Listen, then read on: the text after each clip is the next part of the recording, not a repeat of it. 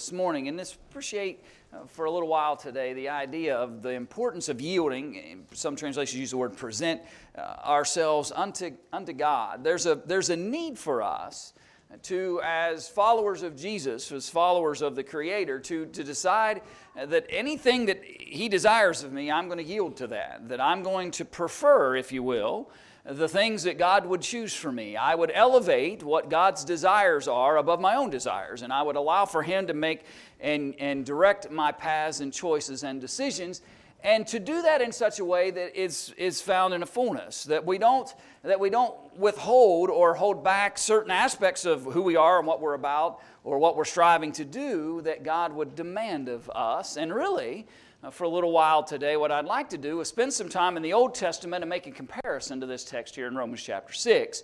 Because I want to talk a little bit about those Israelites and when God sends Moses into Egypt to lead them out of that bondage and bring them into the promised land. There's an interesting kind of situation that unfolds. I think sometimes maybe in our minds that we have this idea that the 10 plagues that God brought against Pharaoh in order to convince him that it's time to let my people leave it came kind of just one after the other, and then we got to the 10th, and Pharaoh finally said, okay. No, there's conversation that's happening between Moses and Pharaoh after each of these various plagues come. And then there's an attempt on Pharaoh's part to try to get Moses to give him some alternative, some other means by which maybe that they would be able to accomplish these purposes. And so leave your marker of your Bibles if you have one of these, like this right here I'm showing you. Put that right there in Romans chapter 6, and we'll come back to that text from time to time today. And then bounce back into the book of Exodus. I'm going to spend some time just looking at some of this history and trying to illustrate the point that we're trying to make with you this morning, that there is this great importance for us to yield fully unto what God's desire for us are. And let's just set the stage by reading a handful of verses beginning in Exodus chapter 8 and verse 1. So the Lord spoke to Moses and tells him, go to Pharaoh and say to him, thus says the Lord, let my people go that they may serve me. Now I want us to appreciate from the outset that there's a very simplistic thing that God desires here, and He's not interested in debate or conversation about what He's looking for. The very simple thought is, you go tell Pharaoh, it is time for my people to leave Egypt and come and serve me. They have served the Pharaohs long enough. They have spent long enough there in the land of Goshen. And if you recall, there was a time in Joseph's day and shortly after for a while where there was prosperity and the people did well, but ultimately they began to grow to a point where the Pharaohs began to realize they're becoming more powerful than we, and they become slaves to Egypt. And so God says enough of that. He sends Moses back, and you remember the story of Moses, how it is that he spent 40 years as an Egyptian, went and spent 40 years as a shepherd, and now he's going to lead God's people for the last 40 years of his life. But again, the simple thought, let my people go. But I want you to notice in verse 27 that it doesn't take long for the various kinds of thoughts that Pharaoh might have as it relates to whether he'll relent or yield to God on this issue.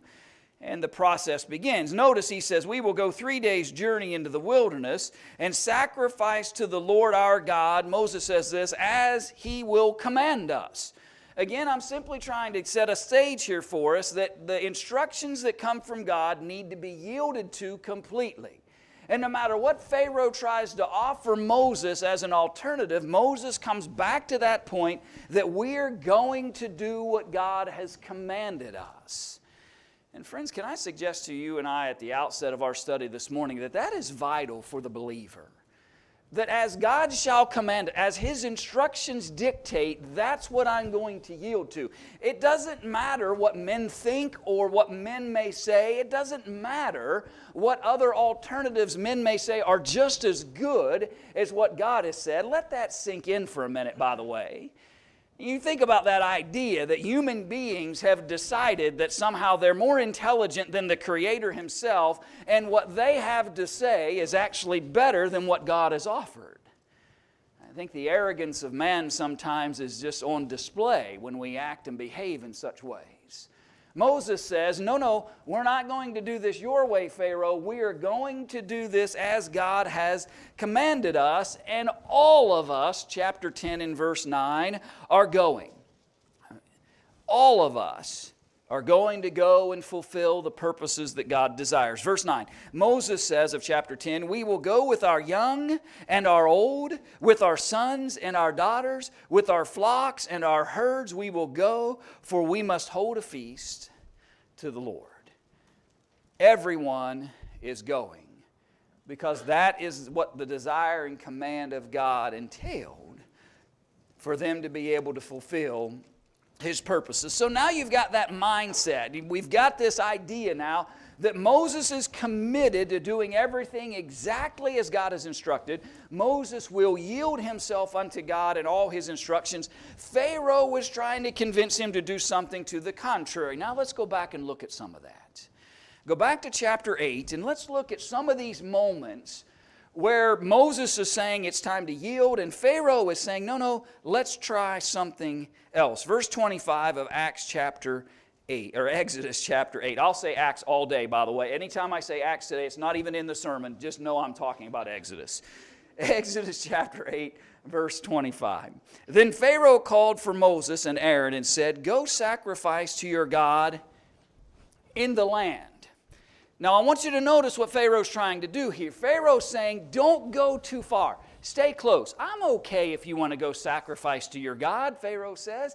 That's not a problem to me. But I don't want you to go clear into that promised land that he's talking about. I don't want you to leave Egypt in order to do that. Just stay right here. That should be sufficient enough. Surely your God will be appeased by that kind of sacrifice. And you can see the human wisdom that Pharaoh was trying to apply to the situation. But notice verse 26. Moses says, "It is not right to do so, for we would be sacrificing the abomination of the Egyptians to the Lord our God." Yeah, it's an interesting thought. Moses says, listen, God's not looking for us to make sacrifices like the Egyptians would. He's looking for His sacrifices.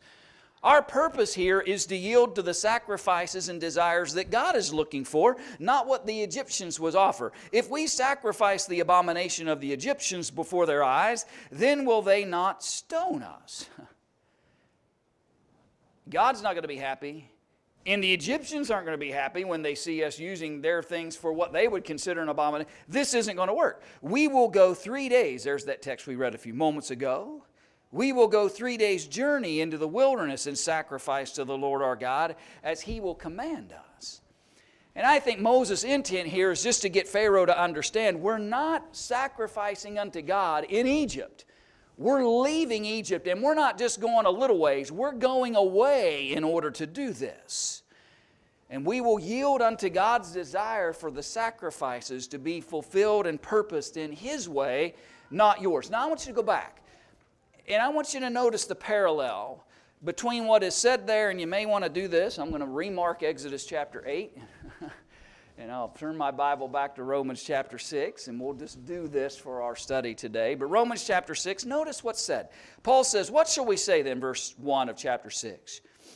"Shall we continue in sin that grace may abound? Should we continue to not yield to God in this false kind of pretense that God will continue to give us grace and even more so?" Verse 12 of Romans 6. "Therefore do not let sin reign in your mortal body, that you should obey it in its lust." They needed to separate themselves from the Egyptians. They needed to separate themselves from the abomination of the Egyptians. They needed to separate themselves from the location of the Egyptians in order to yield and serve God properly. Friends, Paul uses the same kind of language here. If we're going to yield to God, there's a separation that needs to take place. If we're going to yield to God, we've got to separate us from the sins and the challenges and difficulties that are creating the strain of that relationship between ourselves and God. In verse 14 he says, "For sin shall not have dominion over you, for you are not under law but under grace." I think sometimes we forget that yielding to God takes effort. It takes purpose. Yielding to God is not something that is just very simplified. It actually takes work. Sure, would it have been easier for them to just take something that the Egyptians offered unto them and make a little place that they could build an altar of some type right there in Goshen and make a sacrifice to God? Absolutely, it would have been easier. It would have been 100-fold easier than having to get everybody packed up and trek all them and their children and their sons and their daughters and their whole families and their flocks and their herds and get them all out of Egypt to go make a sacrifice. But that's what it took to yield to God. Friends, I'm not standing here before you today trying to imply that it's easy to get out of sinful behaviors and choices. I'm not suggesting to you at all this morning that it is easy to get out of sinful habits that we may have formed over a span of a life. What I'm saying is it's necessary. It's necessary. In order to yield unto God, I've got to make a conscious decision to separate myself from the things that are hindering that relationship. They were not going to be able to honor God appropriately if they didn't separate themselves from the things going on there in Egypt. Let's go back to Exodus again. Let's notice a couple of other things. Verse 28. Exodus chapter 8, verse 28. So Pharaoh said, I will let you go, that ye may sacrifice to the Lord your God in the wilderness, only you shall not go very far away, intercede for me. So Pharaoh says, okay, I get it. Maybe if you do this in front of the Egyptians, that may not look great. I'll let you go a little ways, just not far. Can't let you go far. And it's interesting. Did you see that? He says, go ask your God if that's okay. Right? Go intercede for me. Go ask Him if that'll work. You know, what's interesting is that Pharaoh knew that if he could keep the Israelites close by, he could still control them. Satan does the same thing, by the way. What Satan tries to do for us is, he doesn't have to rob us of all desire to yield to God. He doesn't have to deny us or try to lead us to just ignore or to replace God in our lives entirely. All he has to do is to get us to distance ourselves enough from God, but still keep us close enough to throw those temptations every second of the way. Pharaoh knows if they don't go far, the temptation will be to just come back. Pharaoh knows if they don't fully commit to what it is God's desiring from them, they'll just reattach themselves eventually. And Satan's counting on you and I to do the same thing. Satan is working on us in the very same ways, trying to convince us that there's no need to go far away from Him. Just distance a little, and that'll be enough. But notice again, Romans chapter 6, certainly not shall we continue in sin that grace may abound. God forbid. How shall we who died to sin live any longer in it? Why would you stay connected to it? Didn't you separate yourself? Didn't you die to that sin? Didn't you make an effort to complete that separation? Verse 17, again Romans 6, but God be thanked that though you were slaves of sin, yet you obeyed from the heart that form of doctrine to which you were delivered. And having been set free from sin, you became slaves of righteousness. May I suggest to you this morning that you and I cannot become slaves of righteousness until we choose not to be slaves of sin. We can't yield unto righteousness. We can't yield unto the things that God would desire for us until we make that conscious decision that sin has been mortified. I have put it to death through baptism in Jesus Christ. I have died to sin. And I'm not trying to embrace grace with my sin. I'm honoring grace by trying to stay disconnected and separated from sin. And honor the fact that God has blessed me with that unmerited favor. Pharaoh says, just stay close enough that you can stay connected. And that's not going to work either. Because anytime you try that effort, anytime you attempt to try to stay close to sin and serve God, the temptation will always be to look back. In Luke chapter 17 and verse 32, I always find it fascinating that they're using an Old Testament reference that apparently a story that had been told and understood throughout the ages, that when it's referenced, remember Lot's wife, it meant something. They had been sharing the story of Lot and what had happened there in Sodom and Gomorrah for centuries. Even when there were lots of things about the Old Testament law and instructions from the prophets that didn't carry through, that they weren't honoring as they should, it's fascinating to me that this account of Lot and what circumstances surrounded Sodom and Gomorrah had transitioned throughout the ages to the point where when he makes a reference of what it's like to look back, he references Lot's wife to illustrate it. The closer we stay to sin, the easier it is to look back. The more committed we are to yielding to God, the greater separation we create between ourselves and our sinful paths, the easier it is to keep moving forward rather than looking back. Pharaoh says, just don't go far, and Moses says that's not going to work either. And so, plagues keep coming. Pharaoh's yet to yield to God as he should. So jump to chapter 10, and let's notice another moment in this history. Exodus chapter 10, verse 11. So he says, not so. Go now, you who are men, and serve the Lord, for that is what you desired. And they were driven out from Pharaoh's presence. So Moses is trying to convince Pharaoh, everybody's got to go. Pharaoh says, listen, you don't really need all the women and children and all the flocks. You don't need all that. Just take the men and go make your sacrifice.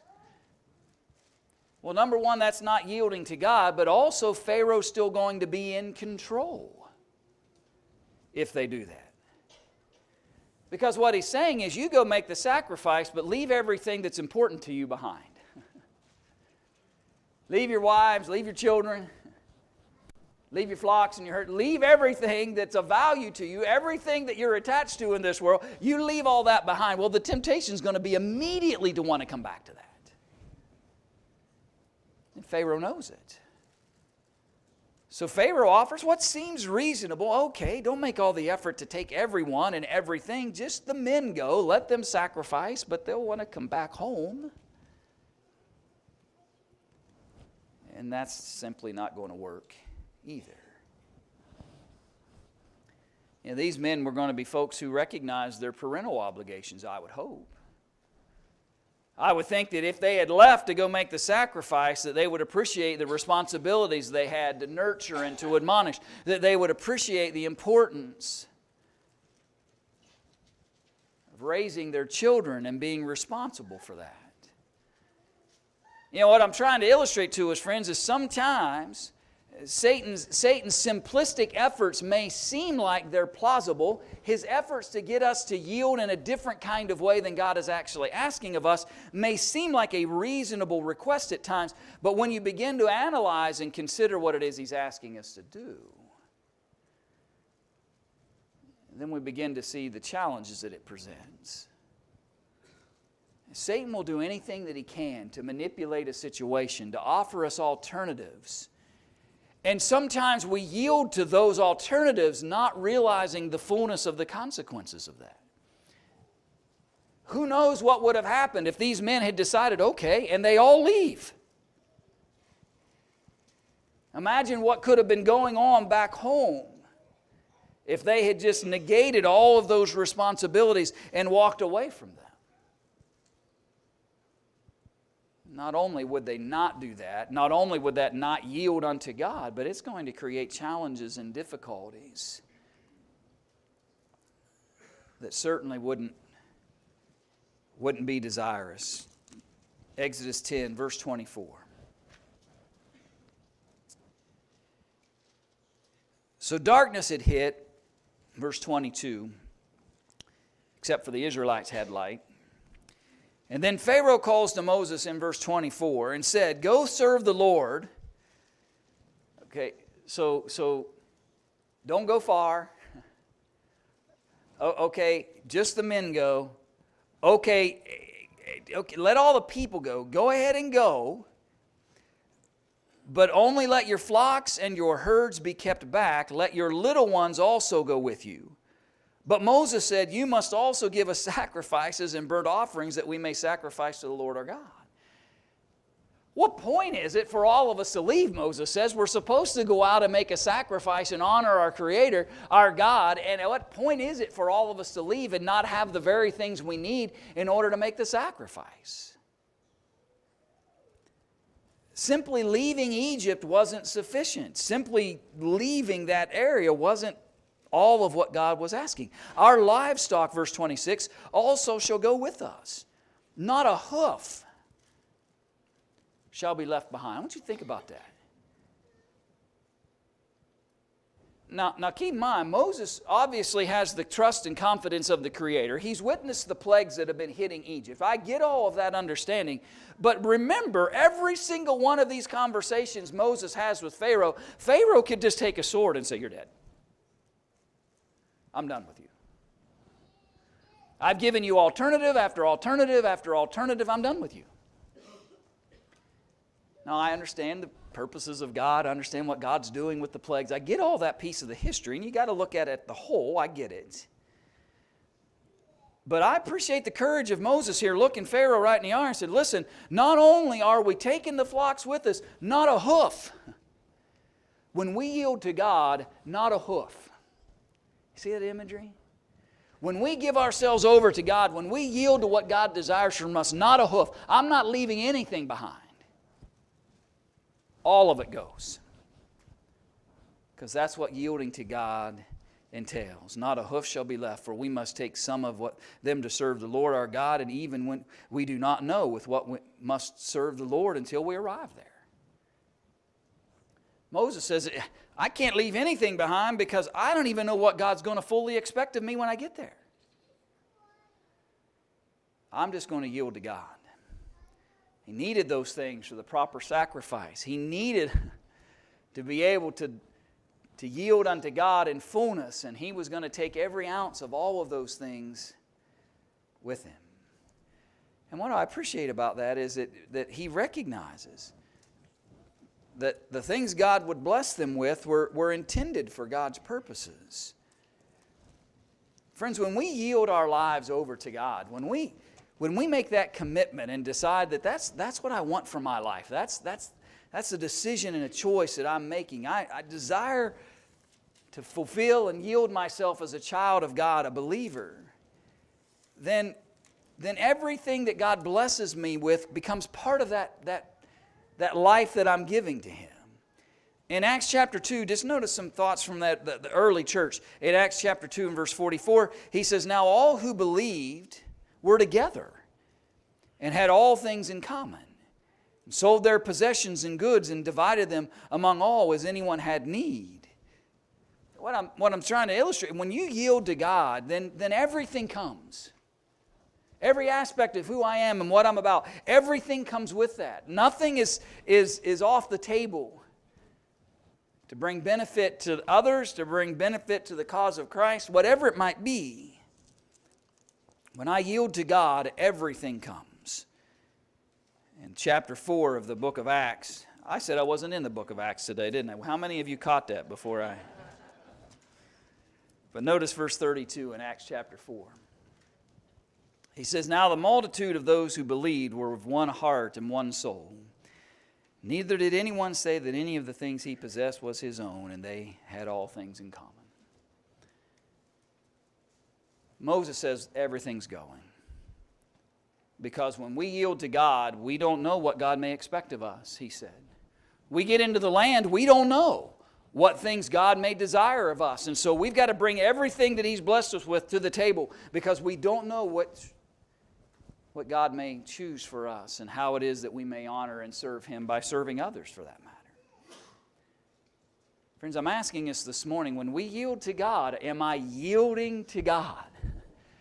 Do I bring everything about my being, everything about who I am, every morsel of me? And what I have to bring in service to Him comes with me. Because I never know at what point in my life that God may ask of me something. And that I yield to Him in those purposes. Go back. Let's notice chapter 12. in verse 31.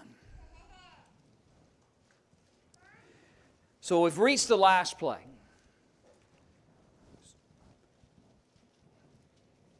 It's horrible in so many ways to think about how much destruction occurs this evening. When that death of the firstborn comes to be that 10th plague. But friends, the most horrifying aspect of that is it didn't have to happen. If Pharaoh had yielded to God when Moses arrived the very first day, he would not have had to have his heart shaken plague after plague after plague.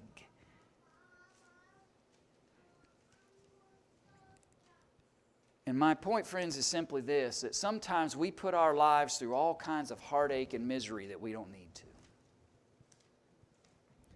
If we would just let go of sin as soon as we recognize it. I've often said, I'm going to ask you, which of these plagues would you have said enough? How many of them would it have taken? And you say, well, as soon as I would have seen water into blood, I would have immediately said that I'm done with this. I don't have power to overcome. I don't know, friends. I've seen a lot of folks stick it out in a life of sin and been miserable every step of the way because of it. But just won't commit themselves to yield unto God to be able to leave the misery and destruction and difficulties. It took this sad scene to finally Pharaoh realizing it's time to yield unto God. So he calls for Moses and Aaron in verse 31 of Exodus chapter 12. He calls for them by night and says, "Rise, go out from among my people, both you and the children of Israel, and go serve the Lord as you have said. Also take your flocks and your herds as you have said, and be gone, and bless me also." Sermon for another time, maybe. Interesting thought, though, isn't it? That Pharaoh is desiring of, and he's reeling after plague after plague after plague, and how would it affect his own household? But finally he gets it. Moses, get you, your children, all the Israelites, all the flocks, all the herds, and go. And serve the Lord as you have been telling me you've needed to serve from the beginning. You see, because none of Pharaoh's compromises would have honored the commands of God.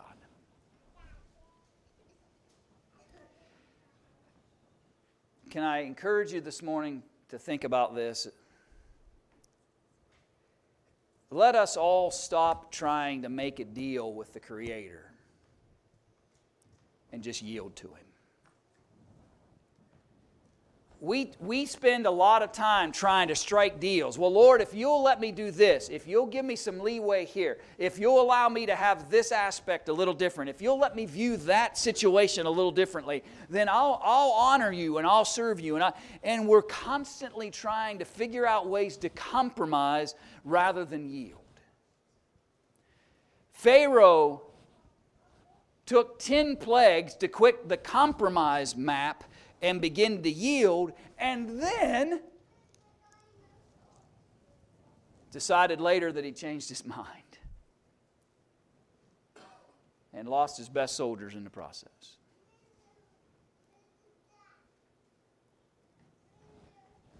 Compromise is not yield. Let's make a deal, an arrangement, an agreement. You give me this and I'll give you that. That's not yielding. That's what Pharaoh tried and failed. So let's resist that compromising approach. Resist that desire that we might have sometimes to try to make an arrangement with the Creator. Make a deal with God if He'll If He'll give here and there, then I'll yield in certain fashions and just give ourselves over to Him. In 1 John chapter 2 and in verse 3, he says, "Now by this we know that we know Him, if we keep His commandments. He who says, 'I know Him,' and does not keep His commandments is a liar."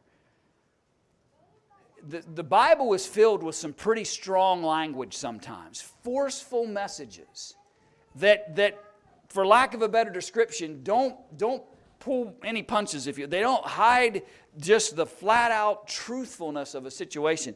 And what I appreciate about John's writing here is very simple. He says, if we don't do and yield and give ourselves over to the commands and instructions of God, but claim we know Him, John said, I didn't say, John said, we're lying. And the truth isn't in us. If we know Him, yield to Him. If we know Him, follow Him. If we know Him, obey the instructions and guidance that He gives us. The importance of yielding unto God is filled throughout that whole history of Pharaoh dealing with Moses and the Israelites and how it is they should have been responding. And I'm asking us this morning, friends, can we appreciate the opportunity that we have presently? Can we appreciate the moment that I'm in right now and maybe be honest with the fact that I'm trying to know God without honoring Him. I'm trying to appreciate who He is without yielding to His instructions. I'm trying to find ways to compromise in that connectivity and relationship. And it didn't work in Exodus. It didn't work in Romans 6. It didn't work in 1 John 2. So maybe the better answer is to follow the commands and teachings as God's given them, as He's instructed us, and yield to those. Present myself to those things that God asks of us. And then the blessings come. Then we get the real benefit. Because we've separated ourselves from sin. We've separated ourselves from the things that are hindering us. We've made a commitment. And the blessings and benefits of that relationship with the Creator now can thrive. Because I'm not in this struggle. I'm not in this miserable state of one day I want to honor God, but I want to do it my way. And I want to do what God asks of me, but He asked me something I don't want to do. And we're in this struggle and this battle all the time. Yield to Him. The battle goes away. Yield to Him. All of it. And that relationship with the Creator will thrive and benefit. Choose today to come to the cross of Calvary and to know salvation in Jesus. Choose today to yield all of our lives and every aspect of what God has commanded us to receive the hope and promise and benefit of salvation in Him. And if we could help you in doing that today, if you understand the will and purposes God has for you, you need to step into remission of sins through baptism. If we could help you in that, if we could pray for you today and help restore your confidences in your Creator and build that more committed relationship with Him, if somehow we could encourage you or help you this morning to honor and yield to your God, then we'd invite you to come.